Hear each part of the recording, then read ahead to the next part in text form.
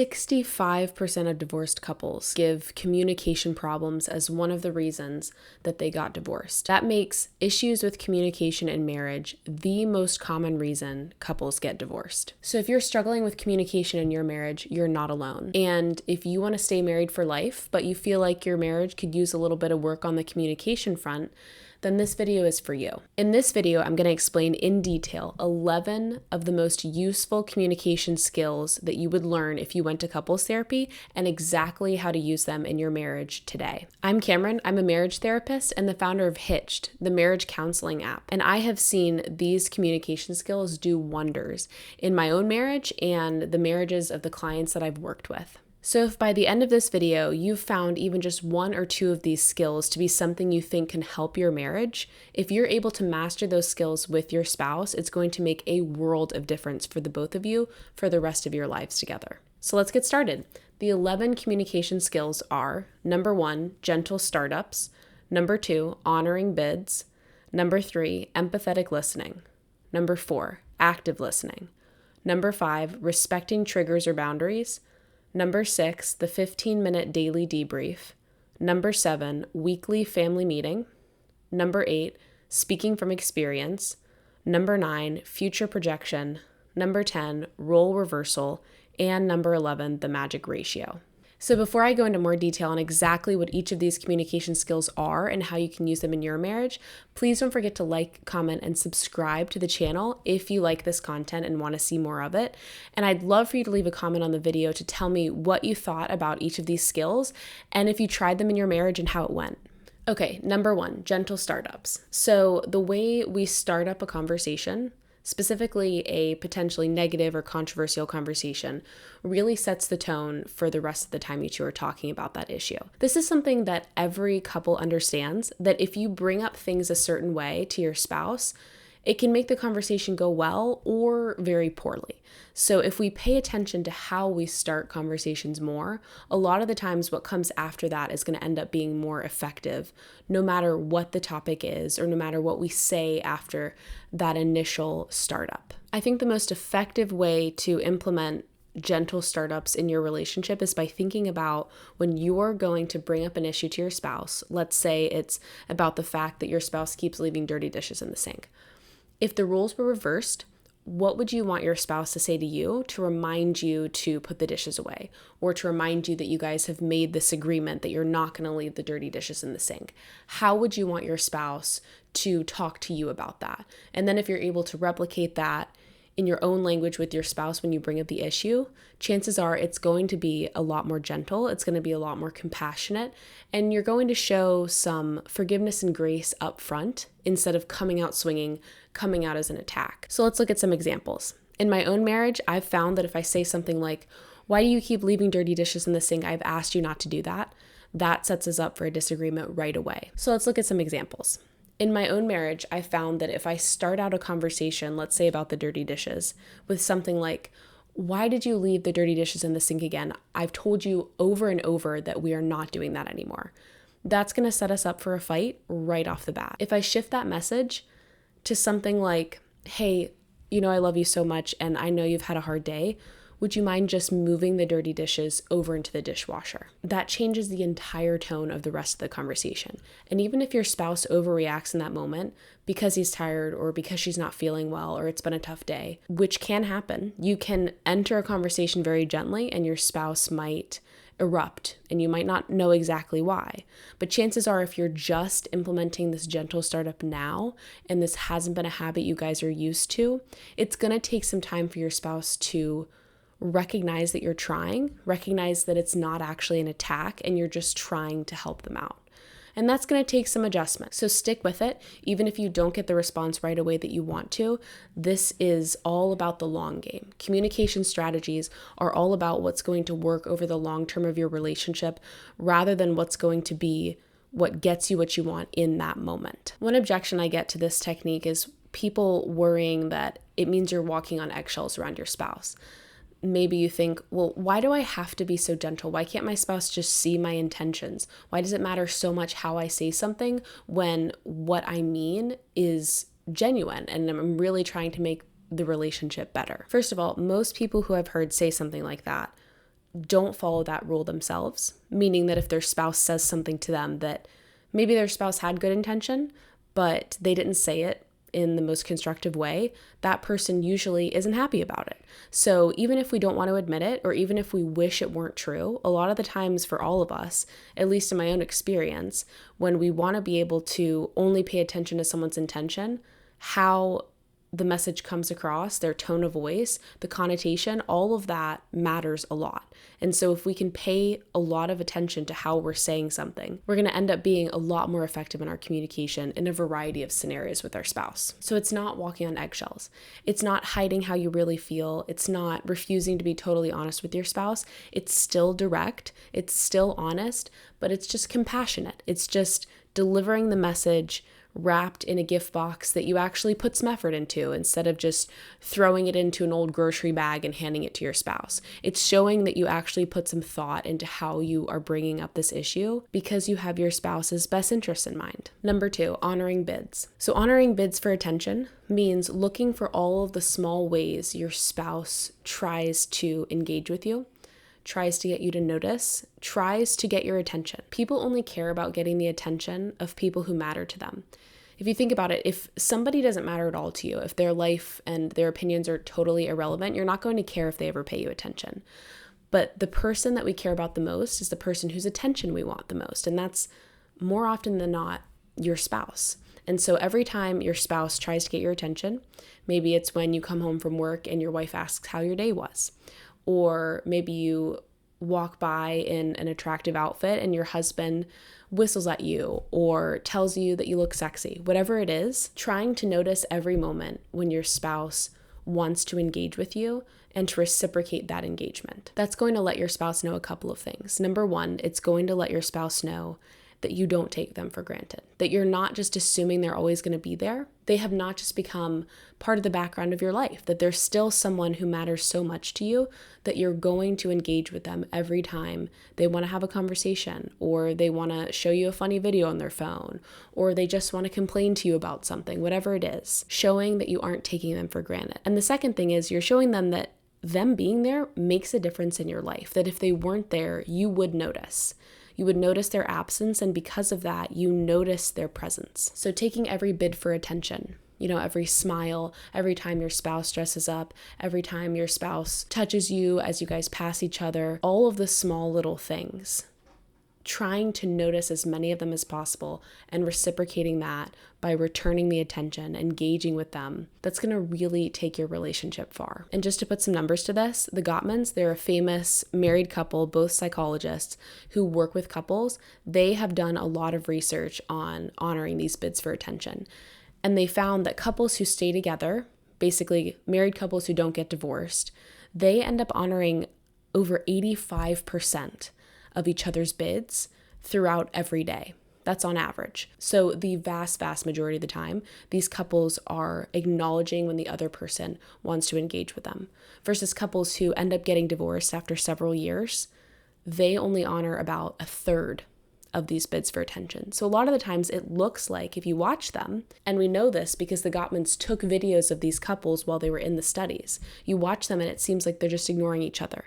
And this is all the more common today because of cell phones, that we'll be on our phone and our spouse is trying to get our attention, trying to show us something, and we're on our phone and we accidentally ignore them. It's not necessarily on purpose. A lot of couples, it's an accident, but just trying to zoom out a little bit and pay more attention to when our spouse wants to engage with us, that's going to reward the fact that our spouse wants to spend time with us, wants to get our attention, and you're both going to turn towards each other and towards the relationship and give more attention to each other, especially when it's needed, if you're both reciprocating. Number 3, empathetic listening. So this one, you can follow a little bit of a formula to start out with because it is a more involved skill.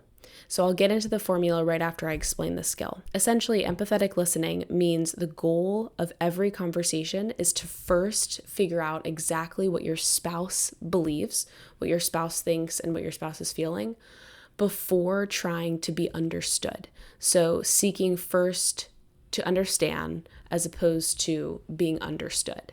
And it doesn't mean you'll never be understood. You will get the opportunity to explain where you're coming from, but only second to your spouse. So the way you can practice this in a conversation, this works really well, especially when you guys are having a disagreement about something. So you'll sit down with your spouse.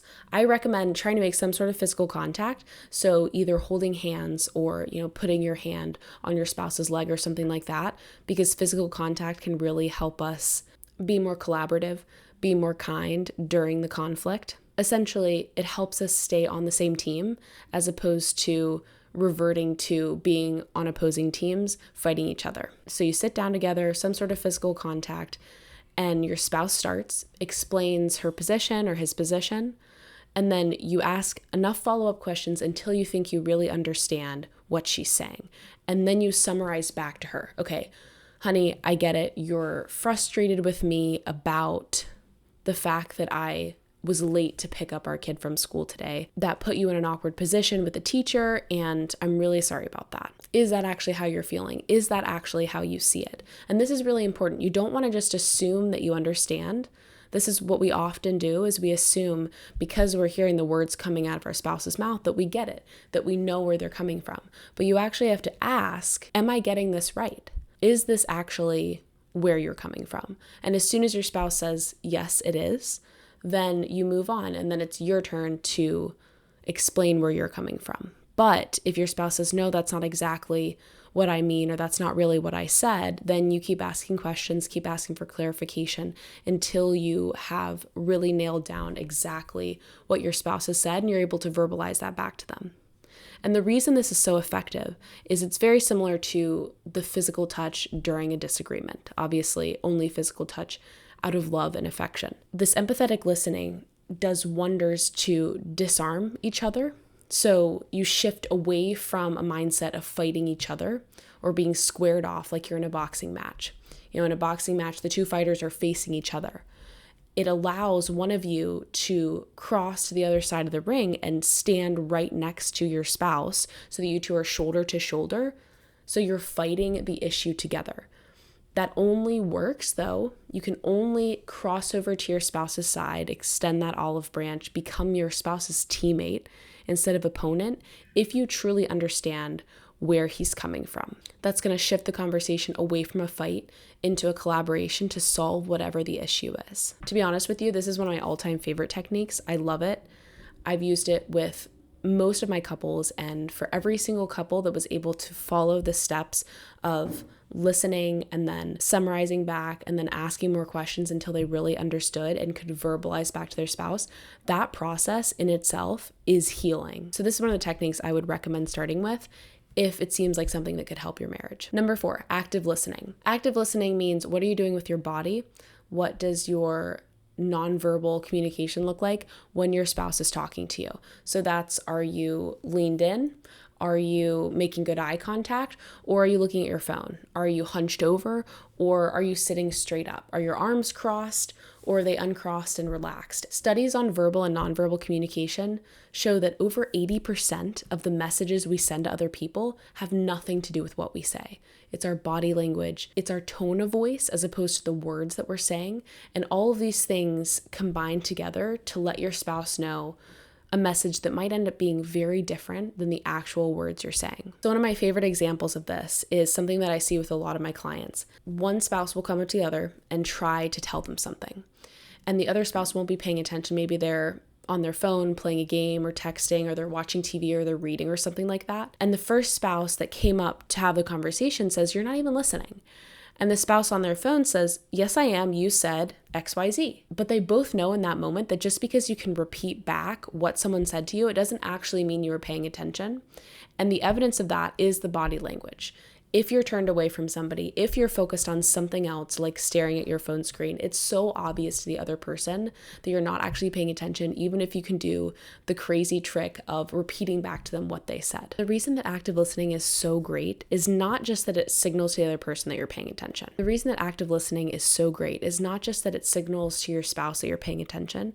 It actually helps engage your mind more. So if your body is engaged and you're making eye contact and you're really focused on your spouse holistically, meaning all parts of you, everything's engaged, you actually are going to listen more effectively and you are going to be paying more attention, and that's just going to help the conversation go better. So the best way I've found to implement this in my own marriage and with my clients is just to put away distractions. When your spouse comes up to you, try to put your phone down as quickly as possible. Try to stop doing what you're doing. And I know it can be frustrating. I am definitely someone who doesn't like to be interrupted when they're in the middle of something. But if your spouse is interrupting you, chances are it's important, or at least it's important to your spouse, which means that it really should be important to us if it matters to the person we love most. So putting away distractions as quickly as possible is going to be the easiest way to be a better active listener. Number 5, respecting triggers or boundaries. So a lot of the times we can be in a disagreement with our spouse and everything will be going okay. We're both calm, we're both level-headed, until one of us pushes the other's buttons. We do something that we know is going to get under our spouse's skin, and we know those weak spots better than anyone else because we know our spouse better than anyone else. So these boundaries are things like name calling, yelling, assigning a character flaw. So saying instead, why didn't you put the dishes away? It's you're lazy. Or you got mud in the family room. It's you're so messy. You always do this. You never do this. So always and never statements. These are the sorts of things that really can hurt each other and can make the conversation incredibly counterproductive. So the way to respect these boundaries, to avoid these triggers, it's actually super simple. You sit down together, you write out a list of the things that you are not going to touch, because as soon as one of you do either of those things, the conversation can't go forward anymore. It either spirals out of control, or you're both really angry, or you can no longer solve the problem together. You're going to write out these things, and one by one, you're going to practice cutting those out of your vocabulary. The most effective way to implement this skill is to give each other time and be patient while you develop it. It's just like any skill, it takes practice. You two will forget. You will say things that you don't mean or that you regret or that were on the list, especially in the heat of the moment, in an argument, when you're already upset and you're not thinking straight. So just give each other time, knowing that you're both trying to avoid the things on the list, but it's not going to be perfect at first. But going one by one, ranking the list from the biggest deal things to the smallest deals. So if being called a name is the worst thing to you, or if being yelled at is the worst thing to you, that would be at the top of your list, and saying, look, for the next 2 weeks, please just don't yell at me. Whatever happens, I can handle it as long as you're just not raising your voice or you're not calling me names. Whatever is your top ranked priority. So your spouse is going to focus on respecting that while you focus on respecting your spouse's number one, don't go there. That's a big boundary for me. And over time, as you guys build the skills of avoiding each of these triggers, you're going to have way more productive conversations, especially conversations that surround conflict or issues that you're going through. And you're eventually going to be able to work your way down that list and check off each of the triggers and build in the habit of avoiding all of those things with your spouse. Again, this is not walking on eggshells. This is figuring out exactly what respect looks like to the person who matters most to you and trying to live up to that value, trying to be respectful, trying to be loving and compassionate, and speak to your spouse in a way that makes them feel loved, as opposed to just the way that you think they should feel loved. That's the key, is what is best for your spouse as opposed to what you think should be best for your spouse. Number 6, the 15-minute daily debrief. This is another one of my favorite ones. This is really good for busy couples. Every single day, at the end of your day or the beginning, if you're super busy at night or exhausted, come together for at least 15 minutes and both share a high and a low from your day. And just vent. Just talk about how the day went. If there were good things, if there were bad things, try to share at least one of each and just listen to each other. Just be there, be present, practice the active listening. You can even practice the empathetic listening and really try to totally understand where your spouse is coming from and allow each other the opportunity to just let off some steam. If you can do that every single day for at least 15 minutes, you're both not only going to be staying closer to each other, more connected, but you're also going to allow your spouse to bring down the stress levels and use you as a sounding board, use you potentially as a shoulder to cry on, or at least someone to lean on during difficult times. And that's really going to help you both stay regulated throughout the week and stay in contact with each other. Maintaining a friendship with our spouse takes work, just like any other friendship. And if we're not putting in the daily effort to keep in touch with each other, we will drift apart. And so if you and your spouse really care about staying connected, this is one of the most simple things you can do, is add this 15-minute conversation to your daily routine together. And you want to do this even if you're having a good day. Even if things are going well, you continue this habit so that it remains a habit, but also so that you are allowing yourselves the opportunity to celebrate your victories, not just be there for each other during the tough times.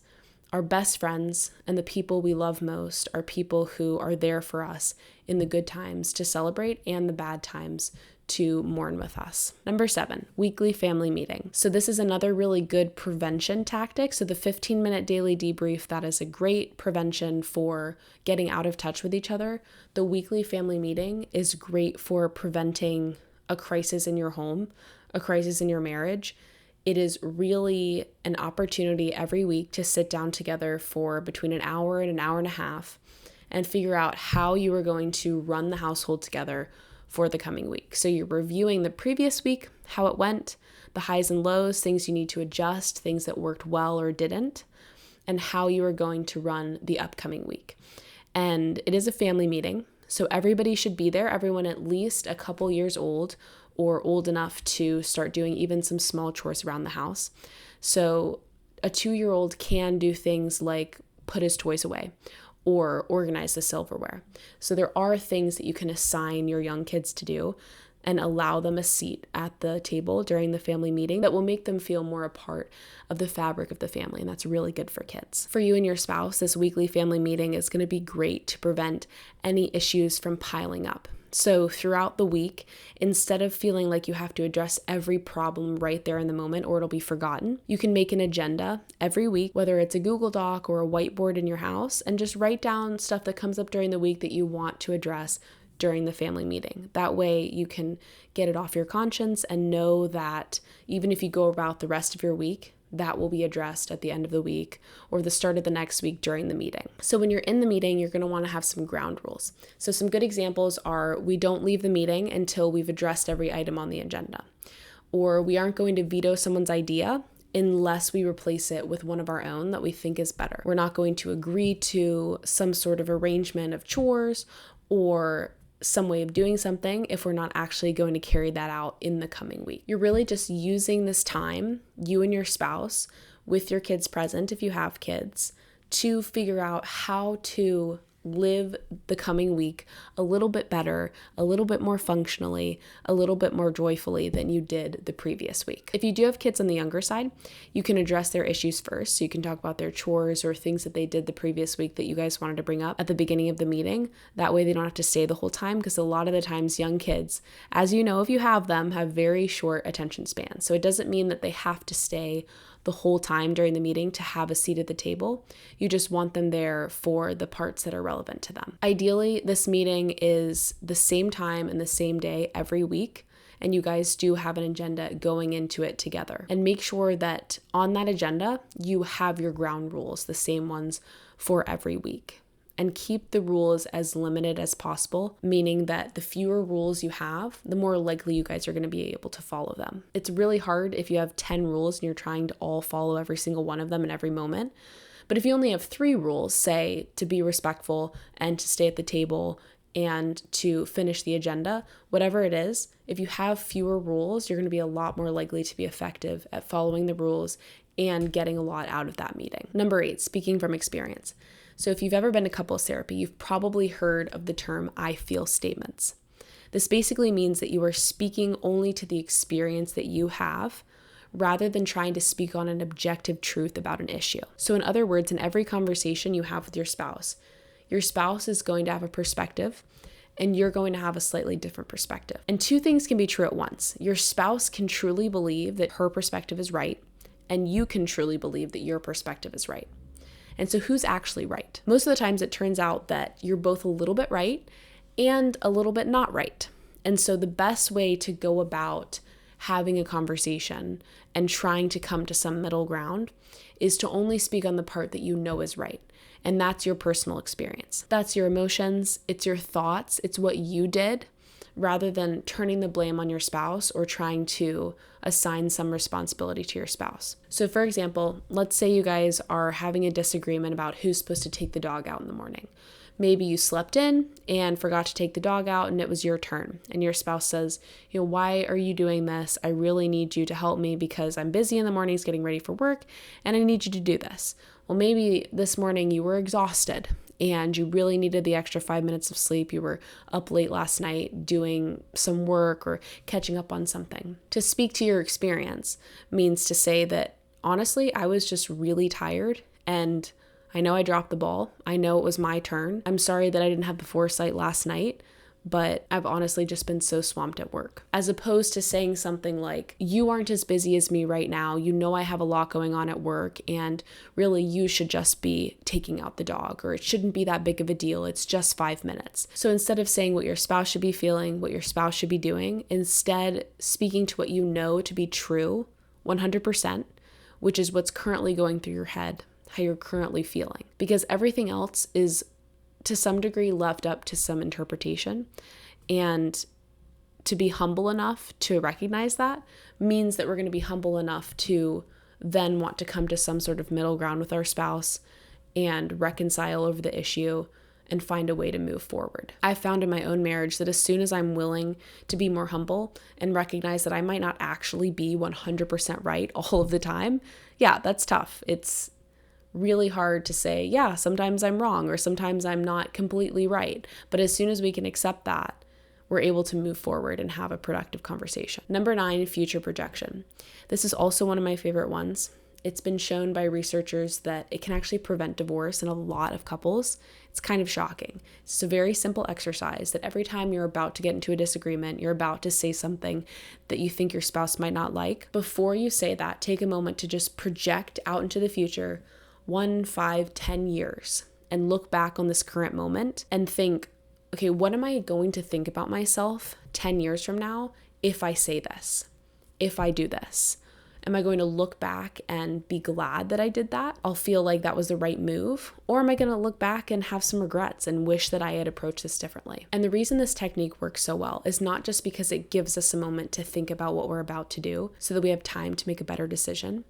It also plays into the part of our psychology where, for whatever reason, human beings are way better at giving advice to other people than we are at giving advice to ourselves. But if we're projecting out into the future and thinking about what our future self would want us to do, that's actually taking ourselves outside of our own shoes for a second and giving ourselves the opportunity to receive advice from someone else as opposed to ourselves.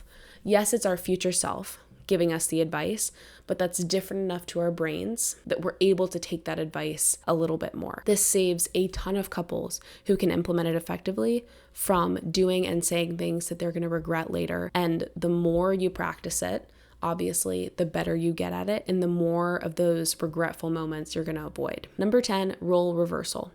This one's fun. I like it a lot, but it's also a little bit of a Hail Mary, meaning that it's kind of like, if nothing else works, maybe we just try this and see what happens. So if you guys are in a disagreement and you cannot come to a middle ground, you can't find some sort of consensus or some solution to the issue, try actually switching places. So in every way possible. So you switch the seats you're in and you guys pretend to be each other for a few minutes. So you are going to argue the point of your spouse, and your spouse is going to argue your point. So you'll then engage in the conversation where you're both still talking to each other, but from the perspective of the other person. This one can be really interesting because it forces us to be empathetic. That's the first thing. It requires that in order to do a good job of actually playing the role of your spouse, you have to understand where your spouse is coming from. You have to try to see the legitimacy in your spouse's point, and that in itself can be incredibly effective at helping you guys reconcile. But it also gives you an opportunity to show your spouse how you would want them to talk to you. The only way this works, though, is if you guys really buy into it. So you don't want to introduce sarcasm.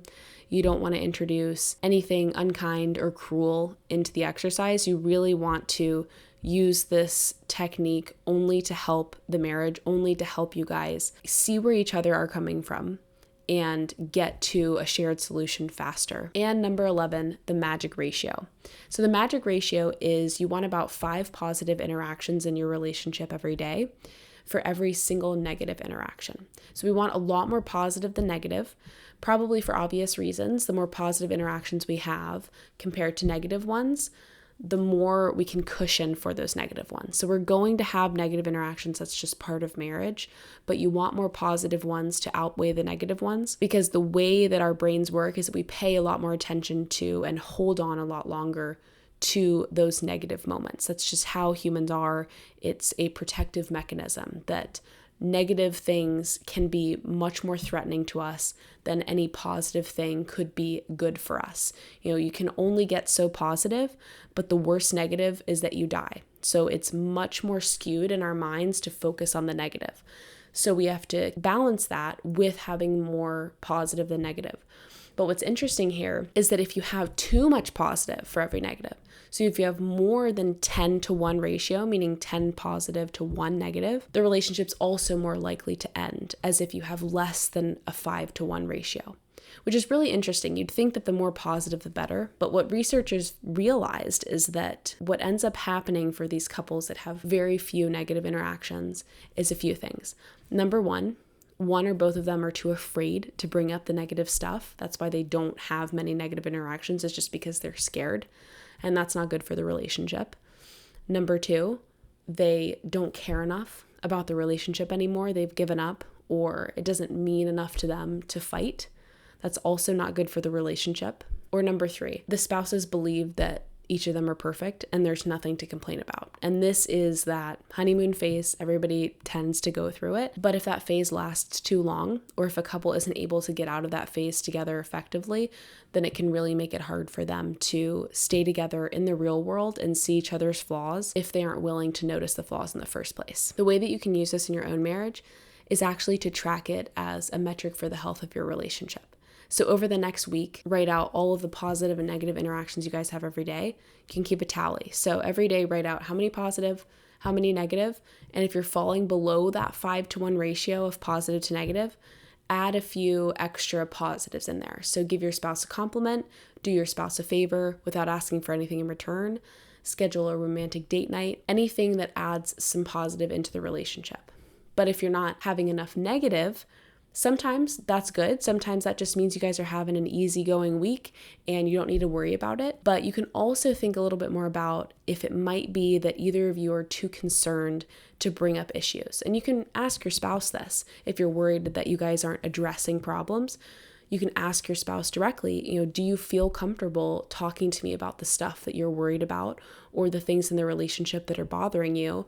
And what do you wish you could be more comfortable talking to me about? And then just being willing to listen and withhold judgment and stay calm and give your spouse the opportunity to work up the bravery to be honest with you. Okay, guys, those are the 11 communication skills. I hope that you find at least one thing from this video that could help you in your marriage. Don't forget to leave a comment on this video if you and your spouse try any of these techniques. Let me know how it went.